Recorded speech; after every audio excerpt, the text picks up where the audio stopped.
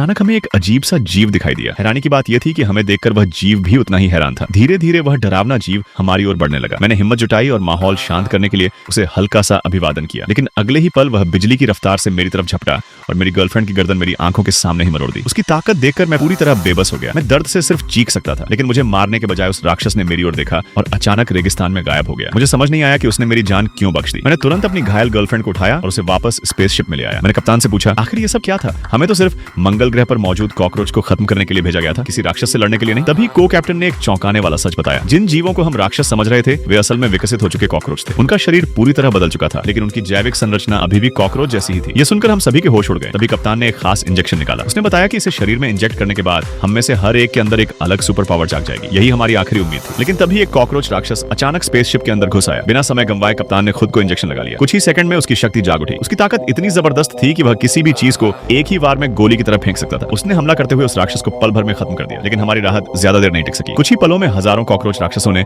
पूरे स्पेसशिप को चारों तरफ से घेर लिया। अब हमें समझ आ गया था कि असली जंग शुरू हो चुकी थी। हम सभी के पास सुपर पावर थी, लेकिन हमारे सामने दुश्मनों की संख्या लाखों में थी। इतनी बड़ी भीड़ देखकर हर किसी के चेहरे पर डर साफ दिखाई दे रहा था। इसी बीच हमारा स्पेसशिप भी खराब हो गया। अब वहां से भागना नामुमकिन था। तब कप्तान ने फैसला किया कि वह पीछे रुककर दुश्मनों को रोकेगा, जबकि बाकी लोग आर्मर्ड व्हीकल में वहां से निकल जाएंगे। हम में से कोई भी उसे अकेला छोड़ना नहीं चाहता था, लेकिन हमारे पास दूसरा रास्ता नहीं था। जैसे ही कॉकरोचों की सेना स्पेसशिप के अंदर घुसी, हम तुरंत व्हीकल लेकर वहां से निकल गए। कुछ ही मिनटों में हम खतरे वाली जगह से काफी दूर पहुंच चुके थे। हमें लगा कि अब हम सुरक्षित हैं, लेकिन तभी सामने का नजारा देखकर सभी के होश उड़ गए। एक विशाल धूल भरी आंधी हमारी तरफ बढ़ रही थी। गौर से देखने पर पता चला कि वह कोई आंधी नहीं थी, बल्कि लाखों कॉकरोच राक्षसों का सैलाब था। अब पीछे मुड़ने का कोई रास्ता नहीं था। हमने पूरी रफ्तार से व्हीकल आगे बढ़ाया। बड़ी मुश्किल से हम कॉकरोचों की पहली लहर से बच निकले, लेकिन तभी दूसरी लहर आ गई और इस बार वह पहली लहर से कई गुना ज्यादा बड़ी थी। अगर ऐसा ही चलता रहा तो हमारा व्हीकल ज्यादा देर तक नहीं टिक पाएगा। तभी हमारी टीम की दो लड़कियों ने एक बड़ा फैसला लिया। उन्होंने कहा, तुम लोग आगे बढ़ो, हम इन्हें रोकेंगे। इतना कहकर दोनों ने अपनी सुपर पावर एक्टिवेट की और सीधे दुश्मनों के बीच छलांग लगा दी। इसके बाद वहां एक भयानक लड़ाई शुरू हो गई। उधर हमारा व्हीकल भी अचानक पलट गया। किस्मत से किसी की जान नहीं गई। किसी तरह हम सभी व्हीकल से बाहर निकले, लेकिन हमारे सामने का नजारा इससे भी ज्यादा खतरनाक था। चारों तरफ कॉकरोच राक्षसों ने हमें घेर लिया था। अभी अभी हुई लड़ाई ने हमारी सारी ताकत खत्म कर दी थी। अब हम पूरी तरह बेबस थे। जो भी आखिरी बार उनसे लड़ने की कोशिश करता